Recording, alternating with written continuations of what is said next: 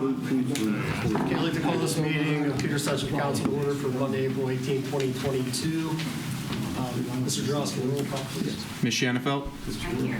Dr. Paraska? Here. Mr. Arcuri? Here. Mr. Steigel? Here. Mr. Kozer? Here. Mr. Lewis? Here. Mr. Rost? Here. And as we have some Boy Scouts in the audience here, I'd like to ask them to lead us in the Pledge of Allegiance. I hadn't even noticed them coming.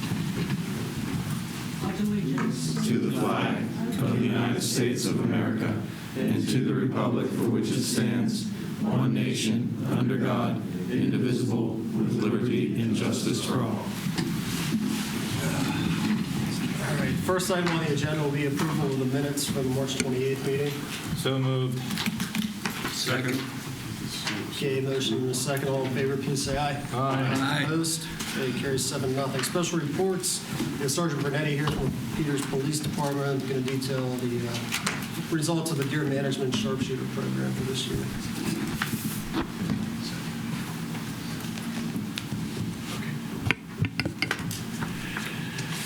So I'm filling in for Chief Grimes here tonight, who's at home sick. But we're going to give a quick rundown of the program, the deer management program.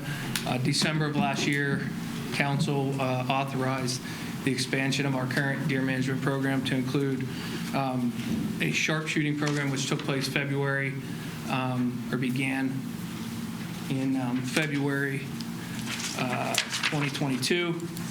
The program took place, excuse me, the goal of that program at the time was established to kind of stop an upward trend we were seeing in deer-related vehicle accidents. We had the archery program in place for a number of years, but with continued development, increased vehicular traffic, things like that, we were seeing an increase in those deer-related vehicle accidents. So we established that goal to stop that upward trend and hopefully begin to reduce the vehicle accidents. Based on our data and a review of similar programs in the area, we kind of established our goal of 125 deer to be removed during the sharpshooting program. So the sharpshooting began February 1st, 2022. It concluded March 5th, 2022. Sharpshooting took place with two officers, myself and Officer Stevick. Over the course of 12 shifts, we harvested 125 deer, or 10, basically a 10 deer per shift average. There's some numbers up there.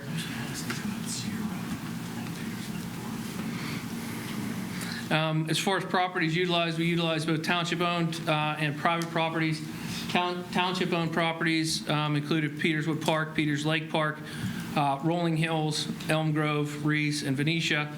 We also had multiple private properties utilized during the program. And those private properties were chosen based on their proximity to areas where we were experiencing the highest number of deer-related vehicle accidents.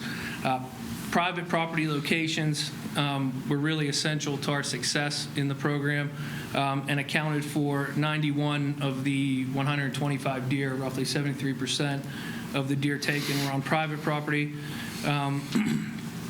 And as I said, those locations, in looking at our crash data over the last 5-6 years, Washington Road, East McMurray, Bebout, Venetia, Valley Brook, and Waterdam Roads were the primary locations where we kind of focused a lot of our effort and felt it would have the best impact on the vehicle accidents. As far as cost there in the bottom right, there's a breakdown of the costs of the program. The first line there, wages of officers. From the onset, we kind of worked to establish and maintain a more fiscally responsible program.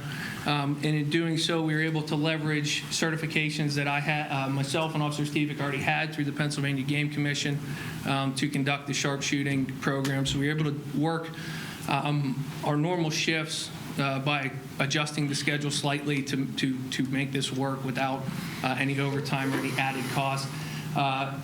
Of note, our wages are listed up there, but we kind of split our duty between sharpshooting and answering calls for service. So we were available to answer or assist on calls during the course of the sharpshooting. For example, there was two rather substantial incidents, including a road rage incident with shots being fired and a second incident involving a domestic-related assault that we were able to stop our sharpshooting and immediately assist the patrol officers in handling those incidents, which would have required additional staffing being called in if we weren't out there. So that's just something we thought would be important to note.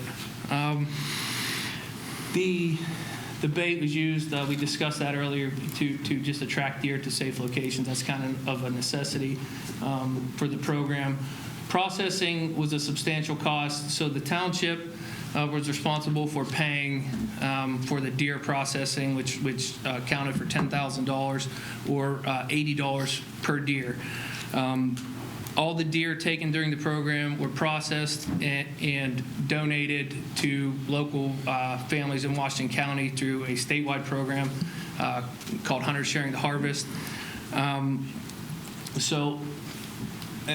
was a substantial cost. However, in working through the program and working with Hunters Sharing the Harvest, we developed a pretty good relationship with their executive director, Randy Ferguson, and he agreed to reimburse the township for 50% of the cost of processing from our program. So Hunters Sharing the Harvest will be paying for $5,000 of that $10,000 for the program. So that further will reduce the overall cost to the township.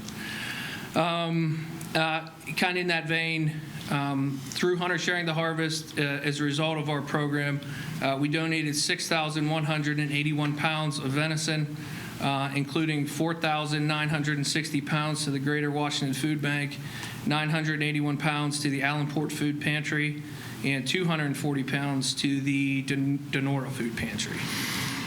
So with the 125 deer in the sharpshooting, we program archers harvested 45 deer in the 2021-2022 season. So we removed 170 deer from the community over the past year. And as with any program of this type, we're just going to continue to evaluate our efforts, I think, and determine where to go from here. We're still seeing a good amount of deer in the township, even after removing 170. So we're hoping to just kind of collect our data. We collect data on a monthly basis as far as deer-related vehicle accidents and things like that, and we evaluate the number of accidents and the location of those accidents and try to better focus our efforts moving forward. But that pretty much sums up the program for this year. And if anyone has any questions. One of the things I'd like to see, I don't know if you guys have GIS capability out at the police department or if it's just through planning. I believe some people do. I personally do not. So I've been working with planning with our mapping and things like So that. I think I would like to see going forward locations of where the deer vehicle accidents occur, as well as specifically where you're taking the deer. Then we'd be able to overlay the layers. Yeah, absolutely. And we actually identify if the right areas are being targeted. Absolutely, and we do have that. So if you go back a slide, these locations are locations where we were conducting sharpshooting throughout the township. And then if you look, and I can get them for you, we have individual maps that we submitted to the Game Commission. It's a requirement for the permitting process for us to make and submit maps to the Game Commission of our deer-related vehicle accidents. So we have from 2015 through this year maps of those locations that we can send to you. And is that something that your guy can help them with? Yes. Get a layer put together? Yes. Yeah, he's been very helpful. He's done the one so far. He's been very helpful. Set their van.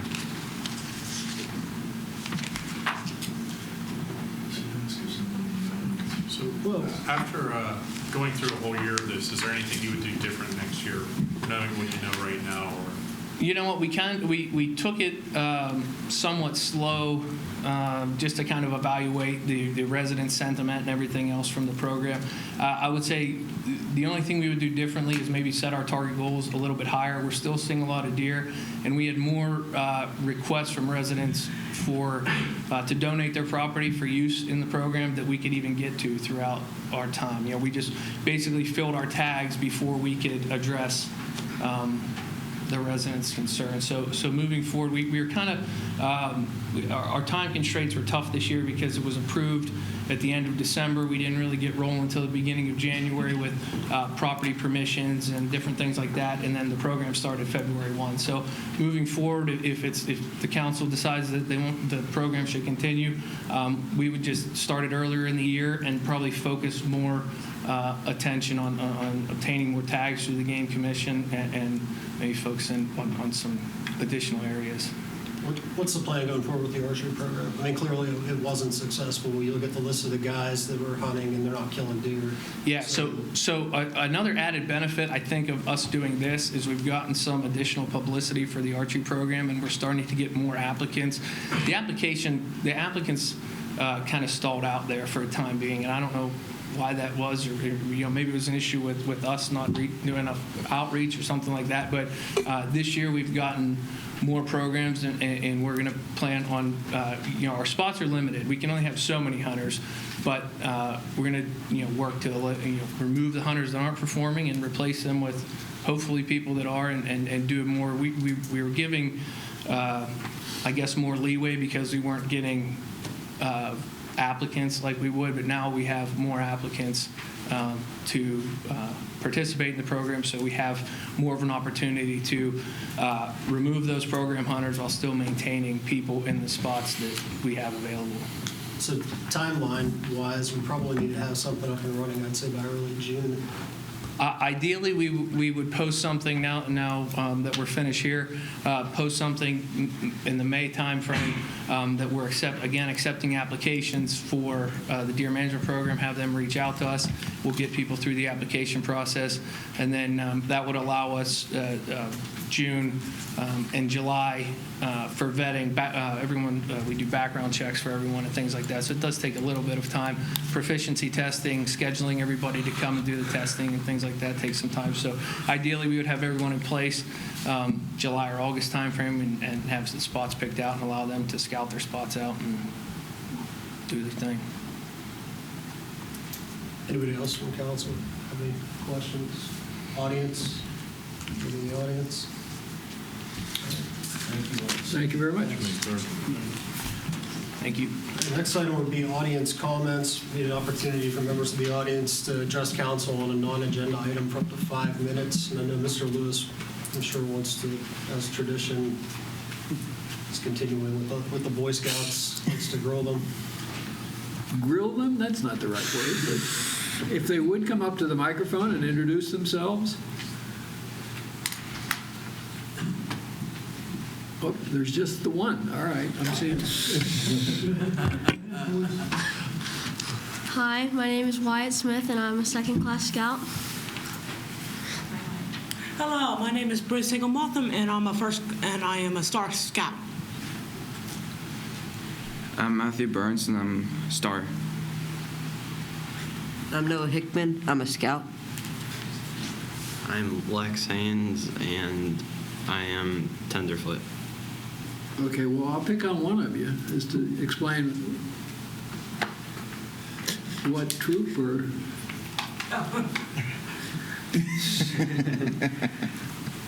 We're Troop 1313, and we're associated with St. Ben's.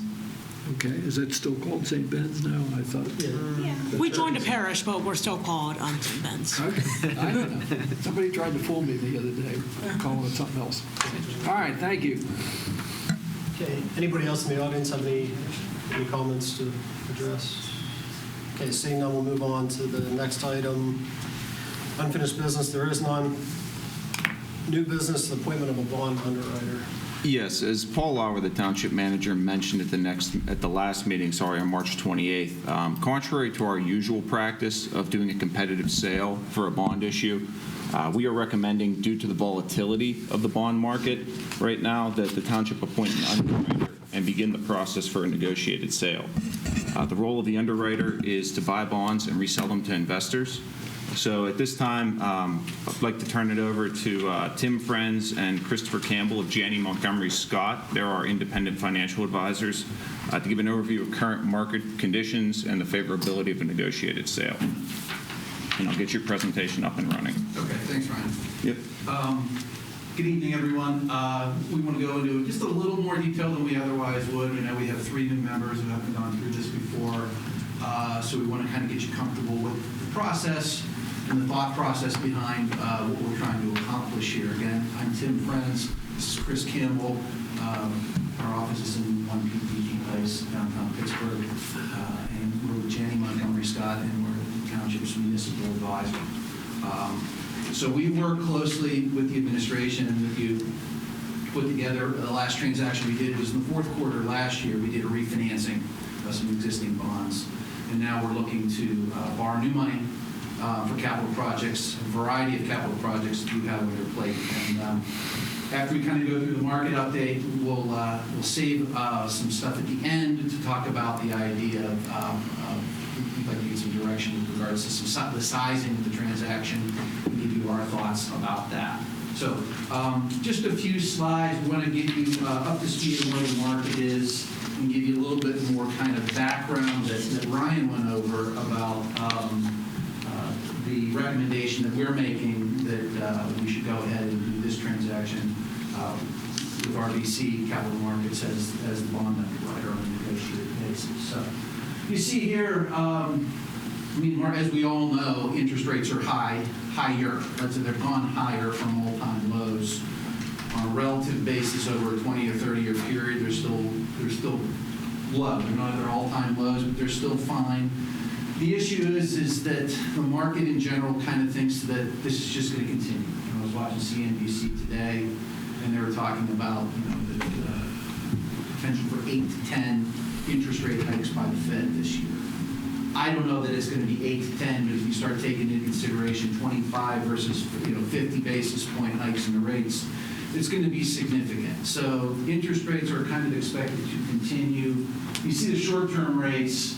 That's really what that is that the market has already built in the expectations that those short-term rates by the Fed are going to go higher. So you can see that on the top left. 10-year rates have also risen, not quite as fast as the short-term rates, but they've risen as well. A couple things that you see here at the bottom, the 30-day visible supply of new municipal transactions is starting to drop. Each week over the last couple of months, it's gotten less and less and less as people are starting to refinancing opportunities are starting to go away because rates are going higher. And then you'll see in the bottom right, whenever there's instability in the market, people try to pull their money out of just about everything. And this is the case with municipal finance. These are tax-exempt bond funds, and that's the money that generally goes into those funds to be invested in municipal bonds and out of the municipal bonds. And you can see, put that back. Sorry. Right. You can see on the bottom right, after an unprecedented run of unbroken every week, there was more and more money put into the municipal market. We've had a run of investor dollars coming out of the municipal market. So it's created a difficult market in general. Go ahead. You can see on the yield, these are the yield curves. These are municipal bond yield curves. And if you're not aware that a municipal bond is actually sold as a series of bonds. So let's say we get a 30-year transaction. That 30-year transaction is actually made up of a 1-year bond, a 2-year bond, a 3-year bond, and all the way out. And each one of those bonds tends to have an increasing higher rate the longer you go.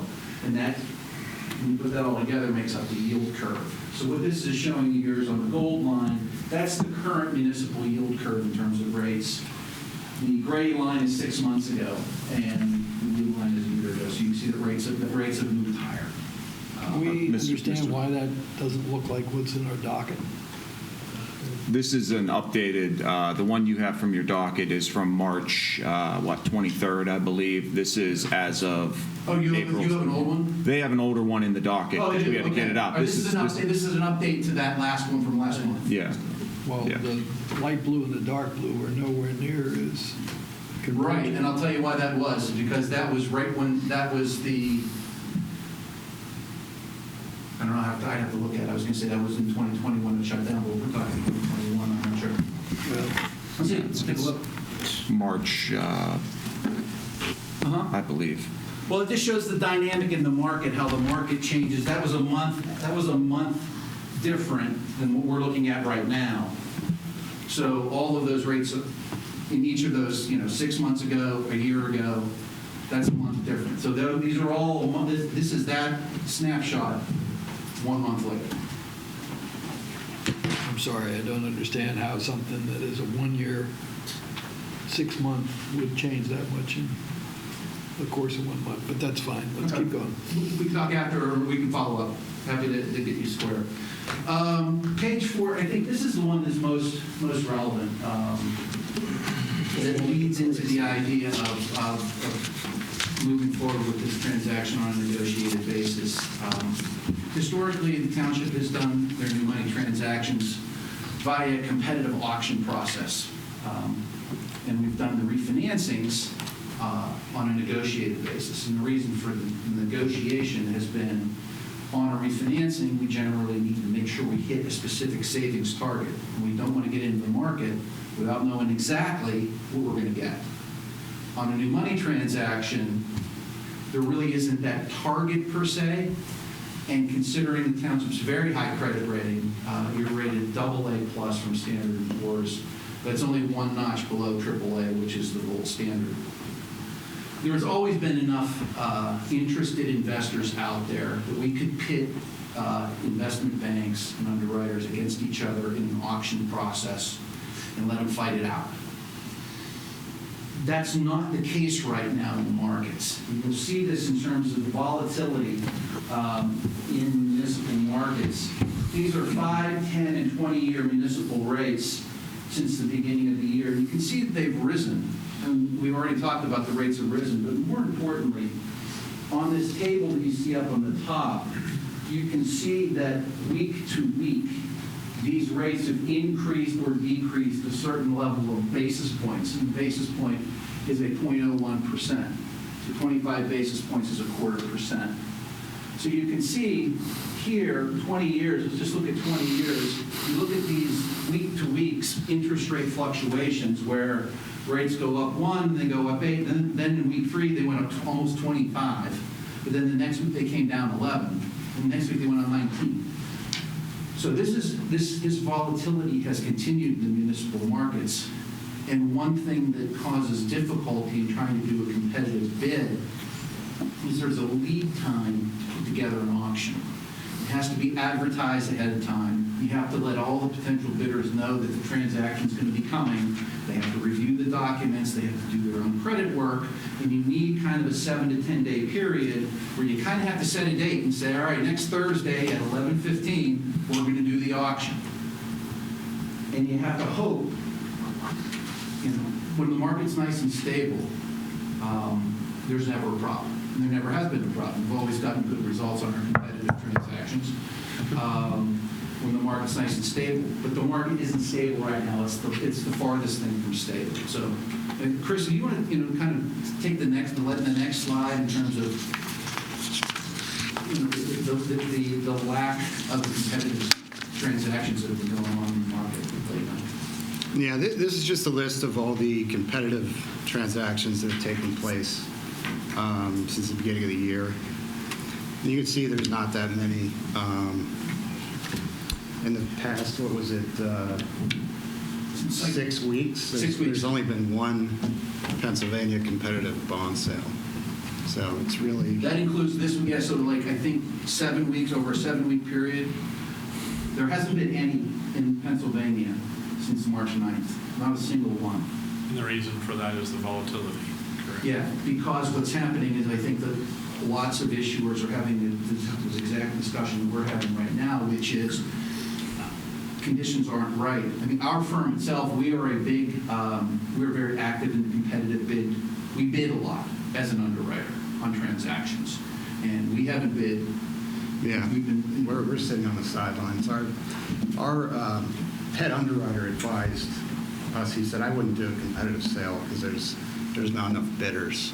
So that's why we're going this route. Yeah, what's concerned us is not only have bidders become more scarce, is those that do bid are kind of almost bidding on spec and almost saying, well, if I'm going to bid, let's say we're going to do a $10 million transaction. Somebody say, well, if I'm going to bid on Peter's $10 million transaction, I'm going to make sure I definitely bid at interest rates that are not going to catch me with my pants down, that they jump 25 basis points in a week. Today, for example, interest rates jumped 8 basis points just today. So if we were trying to do this transaction tomorrow morning, these people would be not only building in that 8 basis point cushion, they might be building in another 10 to 15 basis points, because who knows what's going to happen in the next couple of days for when they put their bid in. So for all of those reasons, we recommend that if you think about it, the reasoning is the same. When we do the negotiated sale for refinancing, we're doing it because we need to make sure that we hit our savings target. For new money transaction in a volatile market, we need to make sure the conditions are good, the market is stable.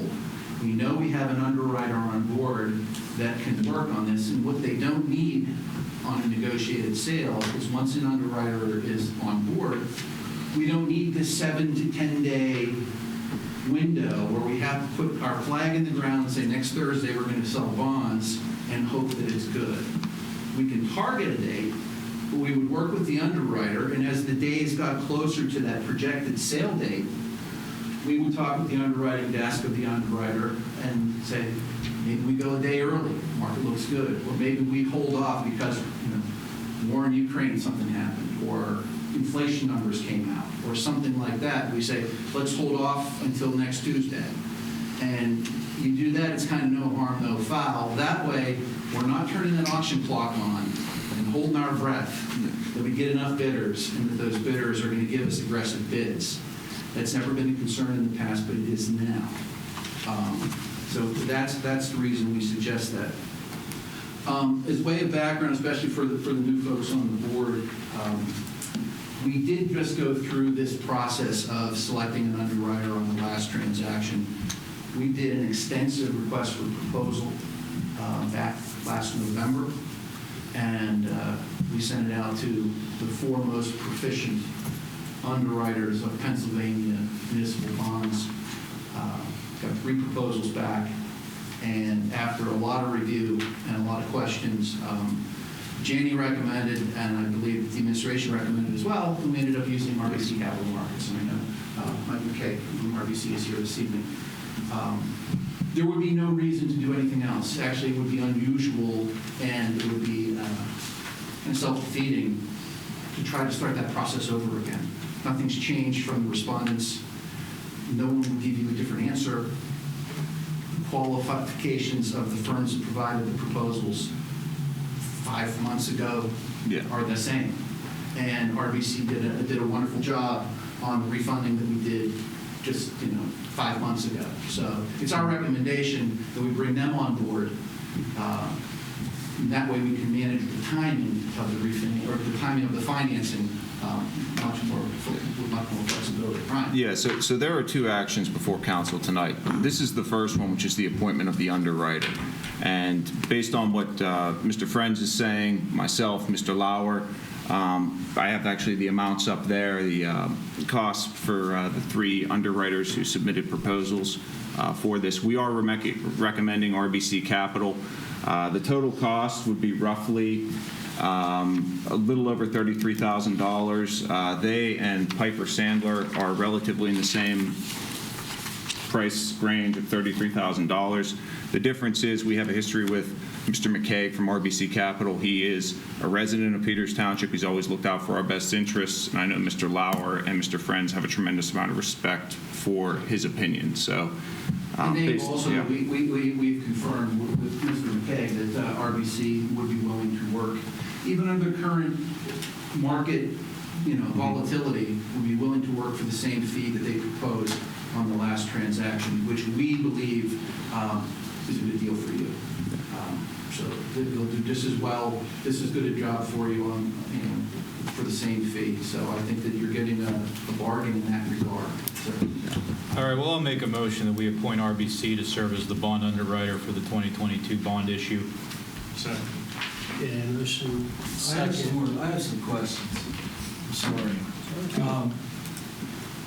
When I'm looking at this, I guess we're going to do a negotiated sale. So the underwriter purchases the bonds, right? And how do they arrive at that price that they purchase it at? Is it par? Or is it something less than par? There'll be a mix. There'll be a mix on all of each individual maturity. You know, like I said, 1 year, 2 year, 3 year, 4 year. Right. Some of the bonds will be priced at par. Some will carry premiums. Some will carry discounts, and that's generally a function of what investors in the market want, and for particular bonds in particular years. And that changes depending upon market conditions. So, And are those prices negotiated on those different things with the underwriter who's going to purchase them? yes, essentially the negotiation on that side occurs between the underwriter and the buyer. You know, when they put those bonds out in the market, they get a sense. The underwriter goes out and pre-markets the transaction, looks at other deals that have been done in the market, gets a sense as to where they believe a fair price for the transaction is, both the coupons and the prices, and kind of plays a little cat and mouse game with the investors as to tightening those interest rates down as low as they can to benefit the township. It's still making sure they're able to get those bonds sold. But if you're looking at an extended, at least in the foreseeable future, of climbing interest rates, well, when those rates go up, the value of that bond goes down in order to make the yield the same, right? So make the yield competitive, I guess I should say. So, I mean, doesn't that vote against the township's interest, because whoever's going to want to buy them has to factor in that the Federal Reserve might raise the rates. I think they were predicting 8 times right this year. I mean, and so they're going to want to buy them at a steeper discount in order to make money, which Well, the investors aren't necessarily buying the bonds to make money per se. They're looking for a particular yield. They're also looking right now, the benefit that you have for the township is you have a very strong credit rating. Well, I understand that they wouldn't want to. They're going to buy. It's not junk bonds that they're buying. So there's Well, that's all factored in. Still, I mean, to me, it just doesn't seem to me. I don't understand why this would be the right time to do that. Well, because I don't think that the township is going to do fare well at this point in time. Well, the interest rates are going to continue to climb. Well, then the question becomes, though, that as interest rates continue to climb, and if and when the township needs the funds, at some point you'll need the money to start spending on your projects. The general feeling in the market is that interest rates are going to continue to climb. So if you wait 6 months or 9 months, and we've gotten through a lot more of these hikes, and the 10-year Treasury, I think, closed at a 4-year high today at 286, and if by that time the 10-year Treasury is at 350 or 375, municipal rates are going to be significantly higher than they are today. So the question is, are they higher than they were 6 months ago? Yes. Are they lower than they're going to be 6 months from now? Nobody's crystal ball is totally clear, but the sentiment in the market is that's probably the case, is that if we wait, the rates will be higher. So you're saying if the township can take a shower instead of taking a bath 6 months down the road? No, I wouldn't look at it that way, because we can't always just say, well, the rates are higher than the all-time lows were 6 months ago. So therefore, when do we issue bonds for projects that we need to spend money on? At some point, you'll have to say, I wish they were really low like they were a year ago, but they're not. But then you don't want to wait for a year to go by and say, I wish they were back where they were in the spring of 22 versus where they are now. So it's not really gambling. It's just, we can't wait in this current market. I wouldn't suggest waiting for rates to go back to where they were, because that's very unlikely. I mean, I understand what you're saying. Now, in our little summary, it says that there's underwriting discount fees. I think they're up on the board here. Yeah. What is that? Is that money we save? No, the underwriter's discount is the fee that the underwriter receives for selling the bonds. And the way that it is priced at $1 per thousand. $1 per 1,000 bonds. So, for example, if we did a $10 million transaction, Right. RBC's fee in dollars would be $45,000. So they get that money. That money gets taken out at closing. You don't cut them a check. It gets taken out of bond proceeds. All of the costs of issuance are taken out of the proceeds. Our fee, Jeff Mills' fee as bond counsel, rating, and all of that. So that's how we figure out the math. And so would Piper Sandler be doing something less effective than RBC? Or basically they're doing the same functions? They're doing the same functions. All the firms up there sell bonds. But through the RFP process, we felt comfortable at the time that RBC can sell bonds at lower interest rates for you. Generally speaking, the infrastructure that firm has, the experience that they have with similar types of credits, we felt comfortable, as did the administration, that it's not just about the dollars up front. What's more important, way more important, obviously, is if you're doing $10 million of bonds, the interest rates better be as good as they can be. We felt comfortable that RBC would be able to perform for you better than competitors.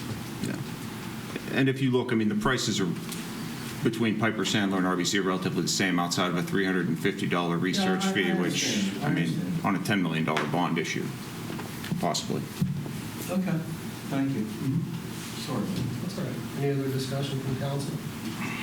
Seeing none, all in favor, please say aye. Aye. Opposed? It's 7-0. So the second action the council needs to take is determining the size of the bond issue that we want to undertake. Now, we need to complete Fire Station 3 and complete our work at Rolling Hills Park. We need at least $5.2 million. The costs are up there on the screen. What Mr. Lauer, what myself, what Tim Frenzer is recommending is that we actually authorize a bond issue in the amount of $10 million, knowing we have future capital projects, whether it's the Peters Lake Dam, whether it's the Rolling Hills Park Aquatic Facility, knowing that there's potentially 6 more interest rate increases coming from the Federal Reserve in the next year and God knows into the future. I think it's most prudent for us to borrow those additional funds now. We can keep them in an account and spend them at such time as we need them. I think the savings we would see on interest would be fairly substantial. And Tim, I'll let you go a little further on that one. 2 things. Under tax law, you have to have a reasonable expectation. You have to have reasonable projects that you'd be able to show Jeff Mills, your bond counsel, and say, here's our wish list. It doesn't have to be hard and fast, but you have to be able to show that you have a reasonable expectation of spending the bond proceeds over a 3-year period. So that's what you'd have to be able to do. The way that the bond documents are written is they will be written in a flexible manner that it doesn't pigeonhole you into specific dollars for specific projects. Obviously, there's only certain types of projects that you're allowed to spend bond proceeds on, but if you end up spending a little bit more on the park or the fire station and a little bit less on the dam or the aquatic center takes on a different life, all of those dollars, as long as they are spent, can be kind of allocated however they need to. So you're not painting yourself into a corner. Obviously, if you are comfortable knowing that you're going to spend $10 million in bond proceeds over the next 3 years on capital projects, it would make sense to try to avoid jumping in. One, you don't want to do 2 transactions. You don't want to pay everybody twice. No reason to do one now, one a year from now. Likely a year from now, rates will be higher, and then you just pay everybody again. You've doubled your costs, and you've taken up staff time. You're going to do 2 rating fees and rating calls, and you don't really want to do that. So if you are comfortable, and if you have the projects that you believe you have a reasonable expectation to spend the proceeds on, it certainly makes sense. And the reason we picked $10 million, especially if you haven't been through the process before, $10 million is a magic number in municipal finance. It's the maximum amount that you're allowed to borrow under a federal tax law. It's called bank qualification.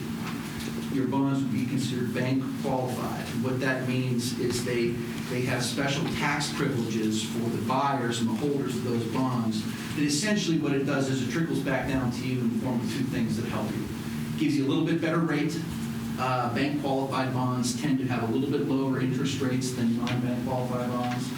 And two, bank qualified bonds, lucky we're in Pennsylvania, bank qualified bonds have a 5-year redemption feature, whereas non-bank qualified bonds tend to have 8 to 10-year redemption features. So you have to wait 3 to 5 years longer before you could do a refinancing. And hopefully, with rates being a little bit elevated, maybe 5 years from now, if they come back down a little bit, you hate to have to wait that extra 3 years. So that's the maximum. That's the magic number for 10. If you're wondering why that is. Questions about that?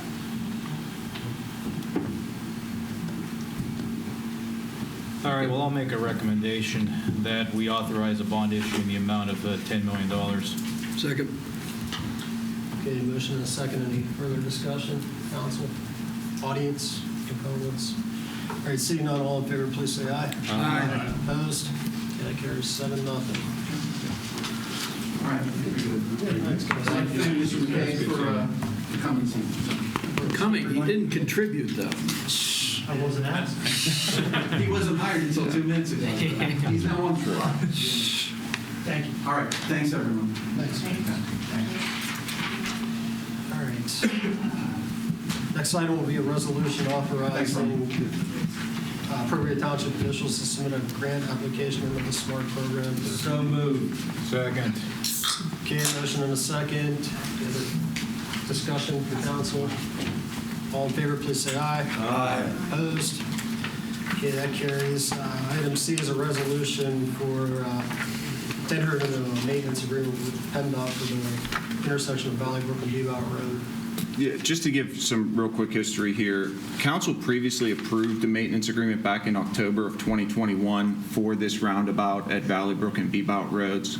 Now, since that time, the property owner at the intersection of Valley Brook and Bebout, developer there, has put forward a development plan, and as part of their PennDOT review, they were required to put sidewalks along the northern portion of, well, I guess it would, yeah, northern portion of that picture that you see there. The green highlighted area is a sidewalk that's being required of that potential commercial development, that intersection. And PennDOT's requiring that? Yes. What's the rationale behind that? Where's it going to go? Well, and that gets, yeah. PennDOT's the township requires that. Okay, sorry. But what's the rationale? Where's it ever going to go? Well, it'll take people from the new development and it'll give them access to walk to the trail safely. Through the roundabout. Correct. Yeah. So PennDOT made some alterations to their design, which you see are highlighted in that either blue or purple, I can't really tell at this distance. Purple. That includes a crosswalk across from that proposed sidewalk and to the steps near the parking lot that currently exists at that intersection. I mean, roundabouts are already so much fun. Let's put a crosswalk in there and see how much more fun we can have, you know? Well, but there's no development there now. Yet if you go down Bebout the other road, there's a couple developments the other way. I mean, why don't we put a sidewalk where there already are developments rather than where there isn't one yet? Which direction are you talking? He's talking Coming towards the rec center. Well, there's the trail there that people walk on. Yeah. You don't want to duplicate. People walk on the trail to get from those developments up this way. Mm-hmm. And you're also looking at connecting a potential commercial use with the users of the trail system, so it creates that dynamic as And well. would the developer Yes. be required to put the sidewalks in, Yes. pay for them himself? Yes. Yeah. And under this proposal, we're paying for it? Or No. he's maintaining? The green will be at his expense. The purple will be part of the PennDOT. And we're agreeing to maintain that? Just the purple. We would maintain Oh, only just the the purple. purple. The developer. Okay. Yeah, the developer would maintain the green portion of that sidewalk. Wait, so the previous agreement, there was no sidewalk, no reference to sidewalks at all. But there's not going to be any traffic light there, so how do you control the pedestrian traffic going across? You're not going to have a walk, Run really don't walk fast. sign, right? Well, I don't know that we've gotten that far along in the Because, I mean, if design. you don't have a traffic light, you can't have a walk, don't walk, right? You just have you could have a yield to pedestrians. Not a sign, right, but not like anything. Yeah, like that. and you have the transverse pavement markings and other things, yes. All right, well, I'm going to focus on a different aspect of the question. we had a proposed consideration of a development in this parcel a couple of years ago. Correct. We don't today know anything about what There is currently, sidewalk go ahead, I'm sorry. concept project is. There's currently a refiling of a new development for this corner now that they've pinpointed where the roundabout will be. Now it gives the developer the opportunity. Conceptually, is it similar Yes. concept to Yes. what was? So it's an office building. Office, mixed use, office, With a medical. tremendous amount of negative opinions from the people that will face the backside of it. There were a few negative comments, yes. I mean, my recollection was it wasn't very well received by council. It never Isn't that got the to one count. that It never sat got. down? It never got to council. That was the one you wanted to put the parking garage underneath, right?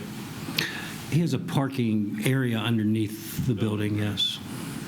They don't have an issue with there being multiple stories visible from, I guess it'd be what, Orchard Highlands? Yeah.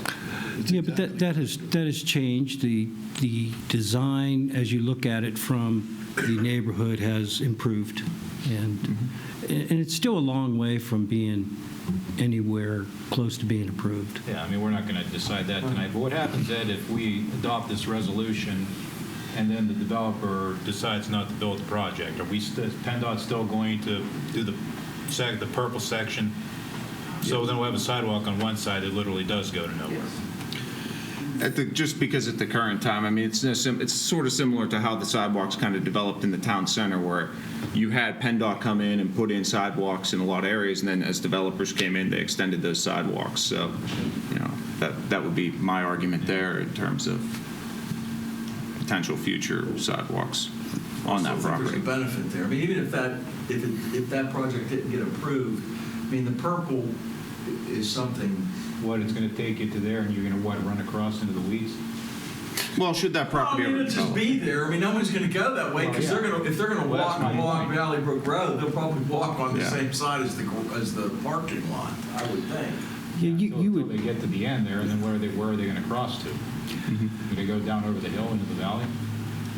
No, I mean, we're getting ahead of ourselves. Yeah. I mean, that's fine. I'll make a motion that we adopt Resolution 04-02-22, authorizing the appropriate township officials to execute a roundabout maintenance agreement for the intersection of Valley Brook and Beebout Roads. I'll second it. Okay, motion and a second. Any further discussion? Okay, all in favor, please say aye. Aye. Opposed? Hey. Okay, carries 6-1. Item D will be the award of the contract for the 2022 road maintenance, or road improvement program. So, Mark, I guess. Yeah. I'm up. Go ahead. We opened bids on April 1st for this year's annual resurfacing program. The low bidder was Mealy & Mealy & Sons.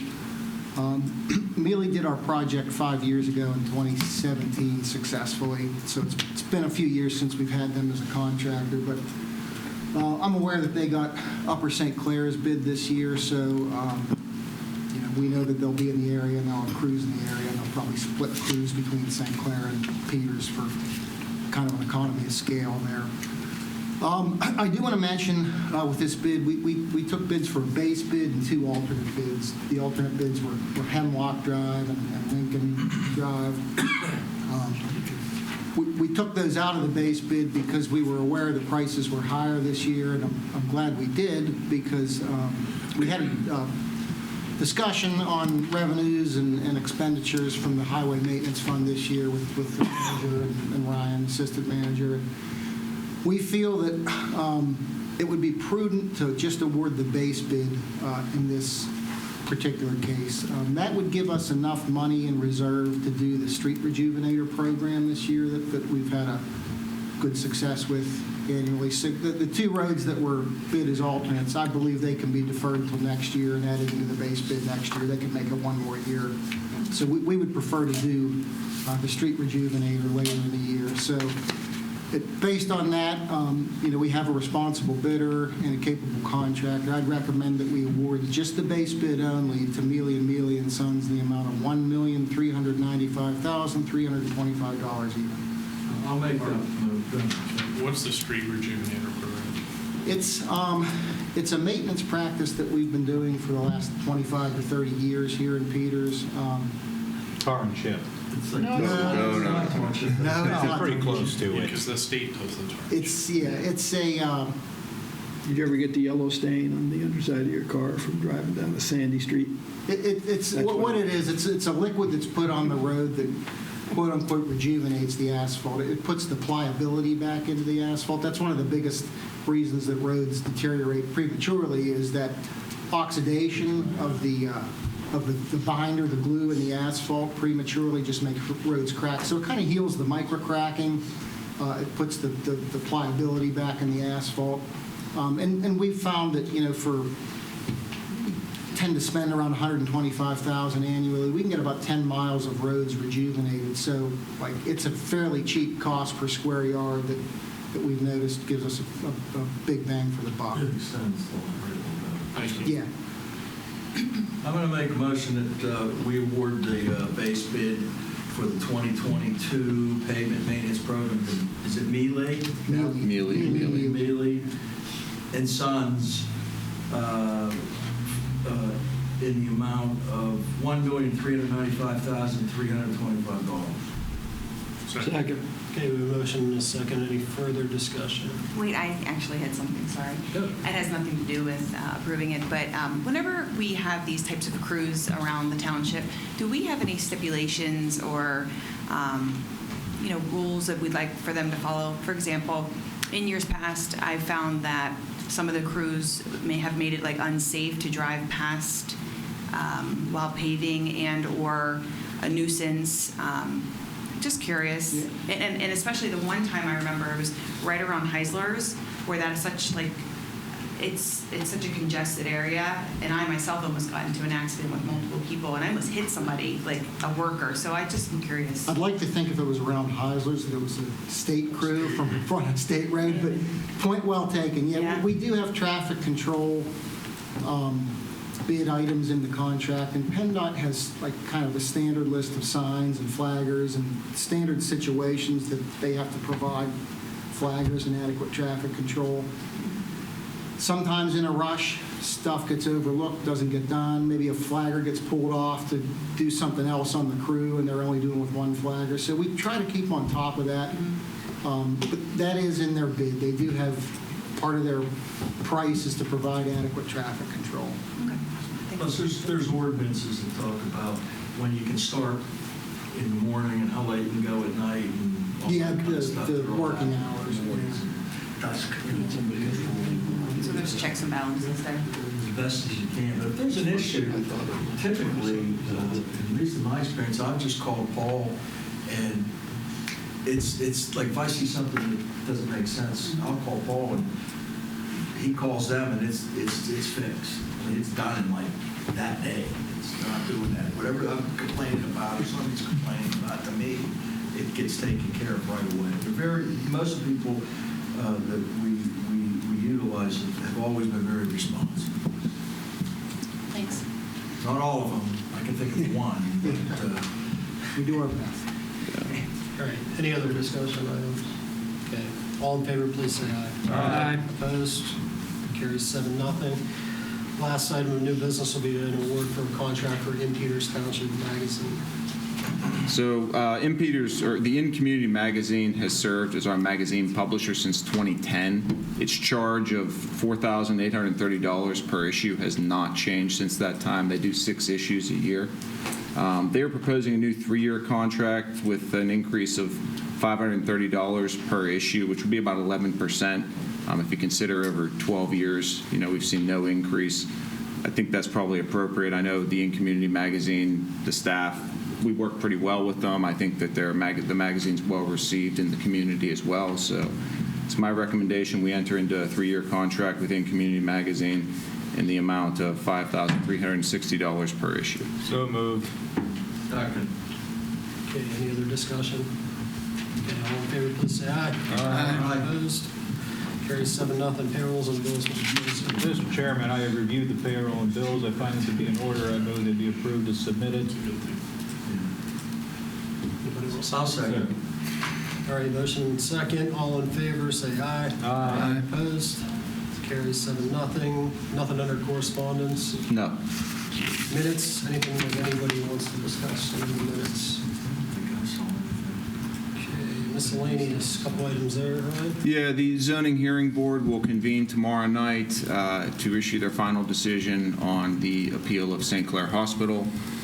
They are also taking up another appeal. Ed, I don't know if you want to talk a little bit about Just, the board is being asked by a resident that lives at 124 Williams Avenue for a variance to build a carport in front of the building line along Williams Avenue for an RV.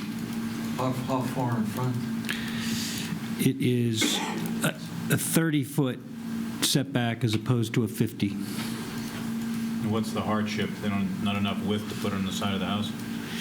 That's what they're saying. Staff's recommendation is not to approve it, but his argument, or their argument, is that topography and trees, and that's the only place where they think it works. But We're not telling them to buy an RV. correct. But on the other hand, when you pass those things, I don't know how much you factor in the fact that there's an RV, right, or a boat or something like that. I don't know. Right, any items for the next agenda? Let me just ask this question. Would he be permitted to park the RV there without the carport? Yes. I didn't hear that. Well, I was just saying, He has a permitted to park the RV there. It's only the carport that's required the variance. Correct. So you could just easily buy one of those RV tarps and cover it with that, save himself. Just one other quick thing under miscellaneous I'd like to mention. Jordan Kramer, who is a full-time firefighter with Peters Township, has left to accept the fire chief position in South Strabane. So just so you know, as of right now, the fire chiefs in the City of Washington, Cecil Township, and South Strabane have all at one time or another worked in some capacity at the Peters Township Fire Department. Zach Basser, who was before council at the last meeting on March 28th, the newly hired part-timer, has accepted a position as a full-time firefighter with us. He's a township native. One thing I'd like to note about both Jordan and Zach, they both came out of the Volunteer Fire Department's Junior Volunteer Program. It's a really great program. It's a great outreach that's done in our community. Zach was actually part of the initial class of the Citizens Fire Academy, so it really highlights the importance of those outreach efforts and building the fire department here, but also introducing township residents to a career that they otherwise may not have realized. So, Yeah, I think it'll be a pretty significant loss of Jordan Kramer. I thought he could have been a potential chief here in the future. And you failed to mention Assistant Fire Chief for the City of Pittsburgh, a former Peters yes, guy as well. Yes. We're not Forgot Brian driving away. Coquille. They're just so good because of the training we give them that they're moving on to bigger and better things. Yes. So. One thing I wanted to ask Ryan, I noticed last week when I was at the park, most of the trees at the amphitheater have been cut down now. Yes. We have any plans to replant? Jay Meja, the park foreman, has actually been talking with me. He is going to get to me a list of properties, both in the parks and open space, where we can do some replantings. I know you had some interest in doing it as part of a scout program. So right, but yes. I think there in the amphitheater we should try to hit up some landscapers for some tree donations because we'll try to reestablish that more, reestablish the canopy a little quicker. Nothing that's fruit bearing. No box elders. No box, nothing like that because that just drives more deer there. And just so the record shows, Frank and I didn't plan this. So ended up wearing the same shirt. So let it be noted. So let it be. So let the minutes reflect that. Yes. Yes. We should have put them together or something. Is there anything on the meeting with the school board that you needed to? No, just highlighting the fact that it's set up for Monday, June 6th. Okay. Monday, June 6th. Yes. At the school. High school. It did change. Yeah, because it wasn't supposed to be. It was supposed to be what? It was May 19th. Right. Yeah. So Yeah. It's June. It's 6th. June 6th now. So. What, 7 p.m.? 7. Yeah. 7. Yeah. Great. Do we have an executive session? Just a very brief one. Okay. That said, we'll adjourn the meeting. Yeah.